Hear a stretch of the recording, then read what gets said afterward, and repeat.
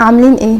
النهارده يوم مميز جدا في حياتي ومفروض ان انا بحتفل فيه، بس هحتفل باغرب طريقه ممكن تتخيل ان انا اعملها في حياتي، ان انا اطلع اشكر حد هزقني في يوم من الايام. وعلى فكره ما بهزرش، انا فعلا ممتنه ليه من كل قلبي. انا كان ممكن احتفل باي طريقه كانت، مثلا ناكل بره، نتفسح بتاع، بس انا ما عملتش كده خالص، لان انا عامل الفيديو ده علشانك انت. احكي لك حكايه بسيطه في اقل من 20 ثانيه، خليك معايا. من حوالي 2-3 كده انا كنت مقرره ان انا هبدا ان انا ادي كورسز، والفكره ان انا كان سني صغير جدا، كان عندي 20 سنه، وفي نفس الوقت ما كنتش لسه اتخرجت، بس كان الكواليفيكيشنز بتاعتي مؤهلاتي بتسمح لي ان انا فعلا ادرس اللغه الايطاليه. فلما جيت اعلنت عن الموضوع ده شفت شويه تريقه.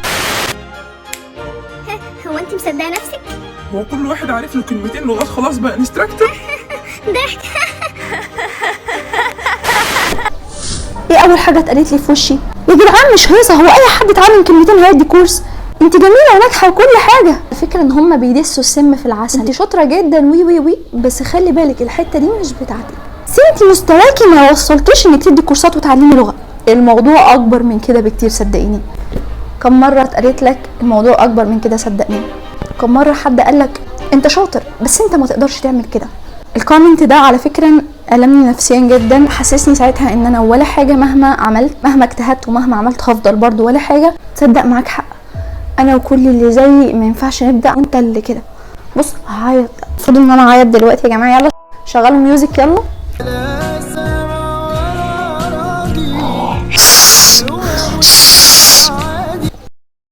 انت صدقت؟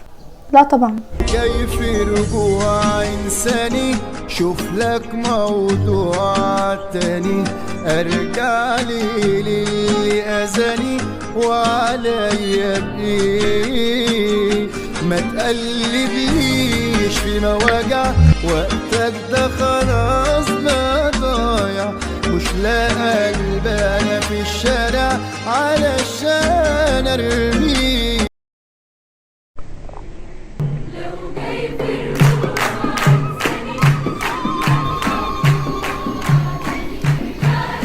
عاملين ايه؟ بس اشرب شويه قهوه مبدئيين بس. لو جاي في رجوع انساني،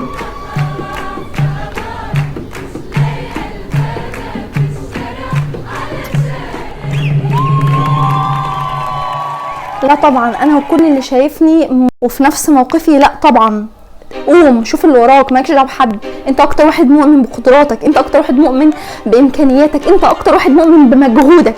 ابدا وسيبها على الله، ربنا سبحانه وتعالى بيحاسبك على المجهود. اديني راجعه بعد كام سنه بقول لنفس صاحب الكومنت شكرا علشان الكومنت بتاعك كانت الشراره اللي خلتني فعلا ابدا وفعلا اكمل. النهارده انا جايه احتفل معاكم بنجاح باهر ربنا سبحانه وتعالى من عليا بيه. درست لاكتر من 500 طالب من جميع انحاء العالم اللغه الايطاليه وعن جداره. عزيزي المشاهد، خلاصه الحوار: في البداية سيسخرون منك، وفي النهاية سيسألونك كيف فعلتها. أمامك شيء في هذا العالم فقم من أجله. السلام عليكم.